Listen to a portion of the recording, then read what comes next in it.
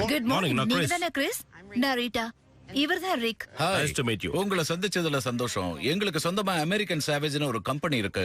நாங்க கலைப்பொருள் மீட்புல இருக்கோம். இந்த கட்டடத்தோட சரித்திர மதிப்பை பத்தி பாத்துக்கிட்டு இருக்கோம். இதுல என்ன மாதிரியான பொருட்கள் புதைஞ்சிருக்குன்னு பார்க்க நினைக்கிறோம். இதுல விஷயம் என்னன்னா, இது கொஞ்சம் அசாதாரணமான விண்ணப்பம். ஆனா நீங்க இங்க வந்திருக்கிறதுனால உங்களை தாராளமா சுத்தி காமிக்கிறோம். ரொம்ப சந்தோஷம்.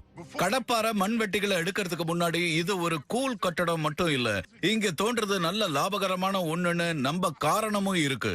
சரி கிறிஸ், இந்த இடத்தோட சரித்திரத்தை பத்தி தெரிஞ்சுக்க ஆவலா இருக்கேன். இந்த கட்டிடம் 1880களில் நிறுவப்பட்டுச்சு. இதுதான் ராணுவ மருத்துவமனையா இருந்துச்சு. அப்படி 1991 ஆண்டு வரைக்கும் சேவை புரிஞ்சது. இங்க பின்னாலதான் செவிலியர் பகுதி இருக்கு. இது மட்டும்தான் முதன்மை கட்டுமானத்தோட இருக்கிற ஒரே பகுதி. அது கூலா இருக்கு. இந்த பகுதி பிரதான மக்கள் தொகை மையத்திலிருந்து நல்லாவே விலகி இருந்துச்சு. அதனால ஸ்பானிஷ் ஃப்ளூவால பாதிக்கப்பட்டவங்களை ஒதுக்கி வைக்கப்பட தோதானதா இருந்துச்சு. இந்த நோய் இந்த பகுதியில மட்டும் இல்ல, உலகம் முழுக்க பரவி. 1918 வந்த ஸ்பானிஷ் ஃப்ளூ தான் பிளாக் பிளேக விட மனித சமுதாயத்தை தாக்கின ரொம்ப பயங்கரமான வைரஸா இருந்தது. இந்த வைரஸ் கிருமி உலக மக்கள் தொகையில 5% அமெரிக்காவில குறைஞ்சது 50 லட்சம் பேர்களையும் கொன்னுடுச்சு. ஒவ்வொரு முக்கியமான நகரத்திலையும் இந்த கொலைகார நோய் பரவாம தடுக்கப்பட சீக்காளிங்க குவாரண்டைன் செய்யப்பட்டாங்க. ஒரே ஒரு நிமிஷம் இருக்க முடியுமா? கண்டிப்பா. ஒரு நிமிஷம் எங்க வாங்க. ஒரு நிமிஷம் வந்துடுறேன். நீ இதை செய்ய விரும்புறல்ல? அது புத்திசாலித்தனமா தான் இருக்கும்னு நினைக்கிறேன். பிளேக் நோய் இருந்த இடத்துக்கு நாம வந்திருக்கோம்.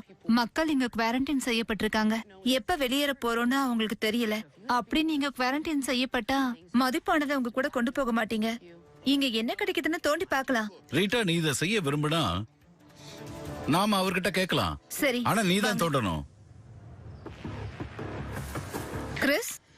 சரி, நாங்க இன்னைக்கு கலை பொருட்கள் மீட்புல ஈடுபடலான்னு இருக்கோம்.